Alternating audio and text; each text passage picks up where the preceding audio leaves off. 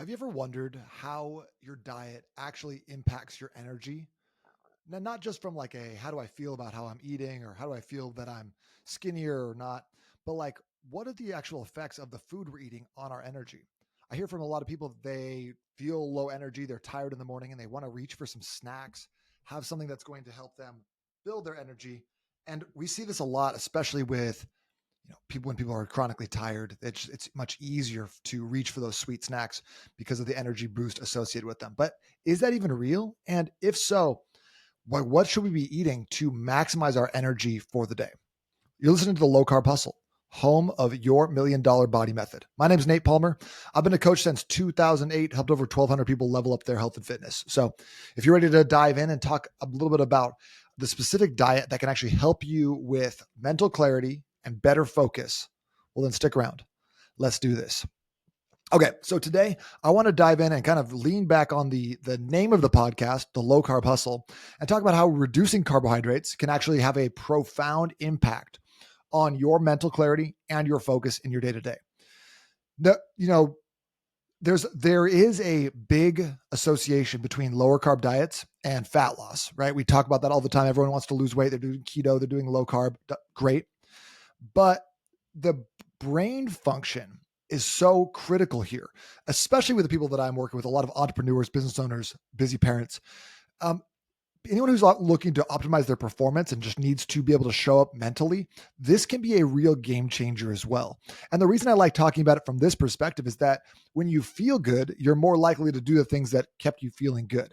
So if you can connect your diet and your fitness levels to nutrition and be like, well, when I eat this, I feel better. I have more energy. I have more focus. I come up with better ideas. Then it gets easier to stay on track longer term. So first of all, let's just talk about kind of where are we right now. And I just got some stats here from the US at least, but over 42% of Americans are obese currently. And all the research that we see links that excess weight, especially visceral fat, that goes around your stomach cavity, that and like a poor diet is linked with cognitive decline and brain fog. And one of the reasons for that is that when you have more visceral fat, it releases these things called cytokines, and cytokines create inflammation, and inflammation in your brain creates that brain fog, that inability to think deeply or feel really sharp. 1 in 3 adults right now does not get enough sleep, and I think that number is actually low. I don't know but like everyone I talk to does not get enough sleep.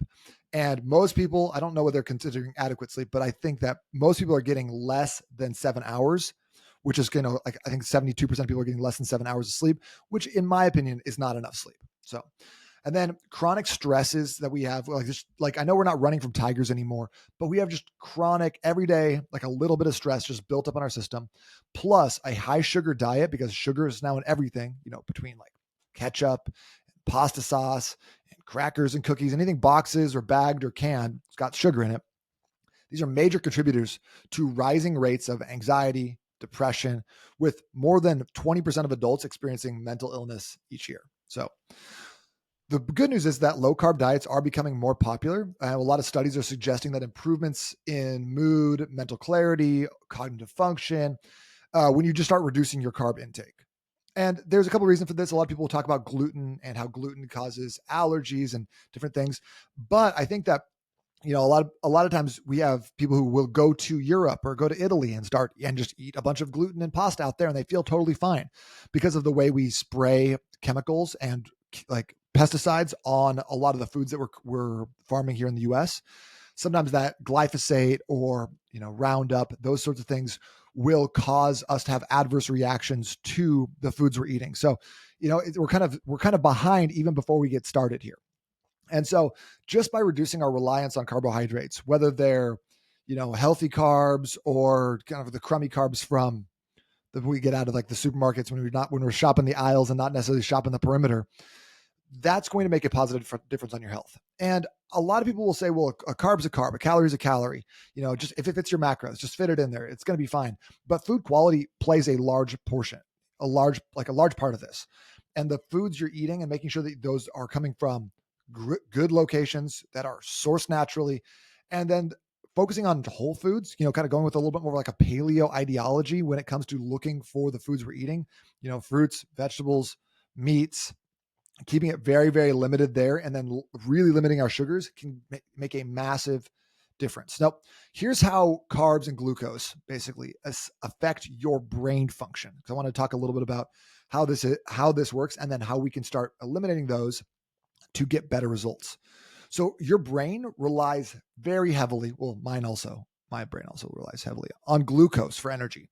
Carbs break down into glucose. Glucose is a type of sugar, and the brain uses that to power your daily activities. Your brain is like the one of the main users of glucose. It uses about 20% of what we feed it in a day-to-day activity. But glucose from carbs behaves like kind of like a short burst of energy. Similar to like you light a match and it just burns up really fast, but then like runs out of fuel because you now start burning the wood. That often results in big time energy spikes, but then big time energy crashes. And you can best believe that anytime you're having processed sugars or carbs without protein present, you're going to get that big energy spike. And it's almost impossible after a spike to not have the crash right afterwards.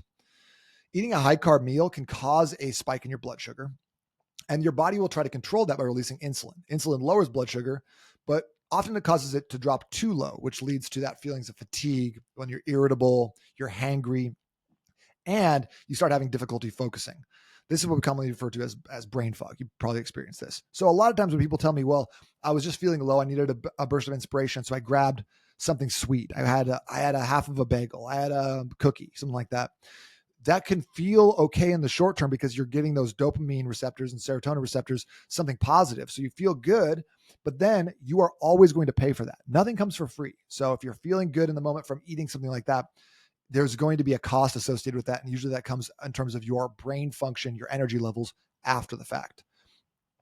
Think of it like driving, you're driving a car and you're constantly hitting the gas pedal hard, then slamming on the brakes. Gas pedal hard and slamming on the brakes. The ride's really jerky and uncomfortable. I drove with one of my grandma's nephews or something like that at her funeral, and he was from New York, and so he has driven cars apparently before. Apparently they've given him the license, but man, this dude was like double footing the accelerator and the brake just back and forth. And Lindsay and I are riding in the back. We were only going like 2 or 3 miles, and I think we were both like on the verge of throwing up because this ride was just back and forth, just getting our heads slammed back and forth. And I was like, bro, you want me to drive? I actually know how to do it. I've done it. I've been doing it for a long time, but I don't think they drive in New York. I think they just walk everywhere, which is, its own thing. But your brain experiences something like that with blood sugar fluctuations. So think about my, second uncle from New York next time you have that cookie. The other thing about glucose in the brain is that high levels of glucose over time, just being in your bloodstream, leads to inflammation in your whole body, but especially in your brain. The inflammation in your brain negatively impacts your cognitive functions, your thinking, and inflammation of the brain is also very linked to memory problems, slower thinking, and issues like Alzheimer's. Alzheimer's actually, it used to be called type 3 diabetes before the Alzheimer's PR team got a hold of it. So if you reduce your carb intake, you can actually stabilize your blood sugar, which prevents those peaks and valleys that contribute to that mental fatigue, that inflammation, and just those feelings of lethargy and brain fog. So how does a low carb diet improve your mental clarity and focus? Number one, you get more consistent energy. When you reduce your carb intake, your blood sugar is going to stabilize a bit more, which provides a more consistent flow of energy to the brain. That leads to better focus, fewer crashes, increased productivity, less ups and downs during the day. You'll also notice a lot less mental fog. This is something that I definitely experienced when I started cutting back my carbohydrates. I cut them back to like 100 grams per day. Then I tried going down to like 50 grams per day. That was a little too low for what I was trying to accomplish. So I kind of hover between like 80 and 100 on most days. And especially on days when I'm not training, I'll go even a little bit lower than that. I always noticed a lot less mental fog on those days, especially in the afternoons, that 2 to 4 o'clock window when I would normally feel a little bit tired or lethargic if I had carbs at breakfast and then again at lunch. And so most people are experiencing those energy dips at that time because they're having carb heavy lunches. Like lunches are burger and fries, right? And if if it's Friday, why not throw 3 beers on top of that? And that's just a recipe for just not getting anything done, in my opinion. Number two, you're going to get better focus and you get better attention. So without the constant swings in your blood sugar up and down, most people will find it easier to maintain your focus and stay on task. Studies have also shown that if you reduce your carbohydrates, it actually will improve your cognitive performance and your ability to concentrate on complex tasks for longer periods of time. So if you're in a demanding job, or if you have a busy lifestyle, you got kids running everywhere, going to this place, dropping the kids off, soccer practice, got to make sure your son's wearing green because it's green day. And then now we got picture day, and then make sure you bring snacks for the PTA meeting. This steady mental energy makes a huge difference in performance and not forgetting stuff all the time, which I think we've all been there. And then last, it improved mood and reduced anxiety on lower carb diets. Most people report an improvement in mood when they switch to a lower carb diet, because with more stable blood sugar becomes better emotional regulators. We become better at regulating our emotions, understanding that we're not like, we can see the forest through the trees, and it helps us reduce our anxiety, which improves overall mental well-being. There's also been links shown between glyphosate, some of the like the weed killer, and pesticides, and anxiety as well. So keeping in mind that just by reducing carbohydrates, you can reduce your intake of pesticides, which is interesting. By avoiding some of these sugar highs and then obviously the corresponding lows, you prevent the emotional roller coaster that accompanies some of those higher carb eating. That's why I tell a lot of people who are like, well, I want to do the $1 Million Body method. I know it's a low carb method, but I also want to put on a lot of muscle. And I'm like, well, those are two disparate goals, because it's really hard to develop like great superhuman focus as well as building a lot of muscle at the same time, because building a lot of muscle requires consistent eating. So eating 5 or 6 times per day and having a steady drip of carbs into your system throughout that time period is counter to the goal of improving your energy. So it's very hard to do both. And I think that, like if you can focus on one thing at a time, that's going to make a bigger difference, right? They say whoever chases 2 rabbits catches neither. So how do you start using low carb for mental clarity, right? Because again, this is great for fat loss. This is great for reducing stomach fat and visceral fat and all that stuff. But if we're focusing in on low carb diets and lifestyles for mental clarity, there's a couple things you should kind of know going into this. So I would always start by cutting out the refined carbs, the processed carbs. It's like your breads, your pastas, your sugary snacks, the things that your kids eat, things that come in little single serving bags are never going to be a great option for you. Instead, try to focus on whole foods. Let's go with like healthy fats, vegetables, and then protein. I say it all the time, but if it doesn't have protein in it, don't eat it. If it doesn't have protein in it, don't eat it. If it doesn't have protein in it, don't eat it. I'm going to make a video where I just say that for 10 minutes straight, because that's honestly a rule that we should be living by. The leanest people in the world live by that rule. And we can get more nuanced with it. Well, we only have proteins and carbs at the same time. We only have proteins and fats at the same time. That way we're signaling our body in the correct way. But really, when you just dumb it down all the way to the very, very baseline, if it doesn't have protein in it, don't eat it. There's no reason to have food that does not have protein in it, period. We need to be getting 40 grams of protein minimum at every time we sit down and have a meal. Okay. So this is now becomes a fun game where you start being like, all right, well, this has 17 grams of protein in it. What else am I going to add to this meal to get up to my 40-ish grams? So that's why I like having like canned fish. I just got some like smoked calamari at Trader Joe's. It was awesome. 22 grams of protein in that bad boy. I threw some jalapenos on top. No problem. Just having just different ways of getting in protein in every meal and having like sneaky additives. So like whether it's like throw a scoop of whey protein into your pancakes, have some of the canned fish, have a canned chicken laying around, buy a rotisserie chicken, and just eat something off the bone. Like whatever it is, you need to be having protein with every meal. Number 2 is replace your carb heavy meals with more balanced options that include, guess what? Source of protein and some healthier fats. I especially like this in the beginning of the day and the middle of the day. So really trying to reduce carbohydrates before like 4 o'clock in the afternoon. Keep most of your carbohydrates after 4 p.m. because even if you're having those spikes at that time, well, you're probably not working. You probably don't need to be 100% on and dialed. And so it makes it a lot easier for you to just, okay, like separate those two, delineate the two between like, this is my day diet and this is my nighttime diet. By the way, if you have carbohydrates at night, it's going to make you tired, which is good because you should be sleeping at night. And then just avoid snacking on any high carb foods, right? If it doesn't have protein, don't eat it. Avoid snacking on high carb foods. And I just go as far as to say, avoid snacking. Anytime you're eating food, you are going to be directing blood flow and energy to your stomach, to your gut to digest. So if you want more energy, don't eat. If you want more energy for your brain, don't eat. If you want to get more done, don't eat. If you want to do more, eat less. So just avoid snacking. Try to fit all your food into two to like top end 4 meals per day. Okay. Try not to like snack. There's no reason for an adult to snack, especially if you work at a desk. You're not running a triathlon. You don't need a goo packet, So be patient with the transition as you go through this. It might take your body a few days to adjust to this.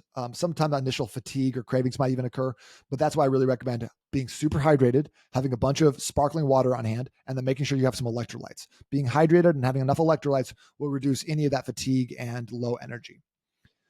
And then, so just to kind of go back and just rehash what we talked about, a low carb diet can help you reduce blood sugar spikes. It stabilizes your energy. It improves your mental clarity, your focus, your mood, and your emotional regulation. All massive wins just from our diet alone, right? We didn't even talk about the fat loss benefits. So if you have thought about this or want to try it, what I would encourage you to do is just reduce your carbs for a week, eliminate sugars entirely, and just see if you notice a difference and an improvement in your mental performance. A couple ways to track this. Number one is if you have an Oura Ring or a Whoop or something like that, HRV is a good measure of energy, but it takes a while for the HRV to catch back up to nutritional changes. So I would encourage you to every 2 or 3 times a day, maybe morning at 10 a.m., noon, and then 3 o'clock in the afternoon, just check in with yourself. Give yourself a scale of 1 to 10. Where's your energy right now? How are you feeling? And then just write that in a note on your phone, write it on a piece of paper, and then just track that over time. Give yourself that scale of 1 to 10. That's an easy way to check in on your own energy. And then if you've tried this before, if you've noticed a difference, if you've gone low carb in the past and seen some things, I would love to hear your story.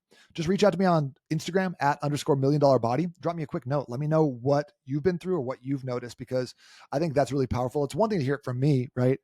But I think I sometimes get lumped into the fitness robot category. Well, it's well, it must be easy for you. Well, I want to eat brownies more than the average person. So maybe not.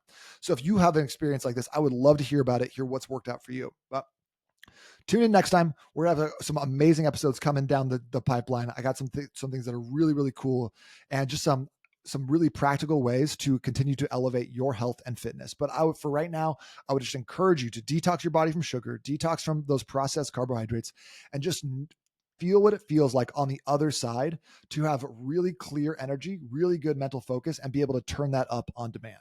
And the last thing I'll say is that if you are in a slump, if you're feeling low, one of the best things you can do is just get out and move. Do a couple jumping jacks, go for a walk outside, get on the ground, do a couple push-ups. That will decrease your hunger and improve your energy like almost nothing else. No other supplement can replicate that. So eliminate that sugar, get moving, and then just give this a shot, because I think this could be life-changing if you can start adopting this as a part of your lifestyle. Thank you so much for listening. I really appreciate you guys. Have a great day.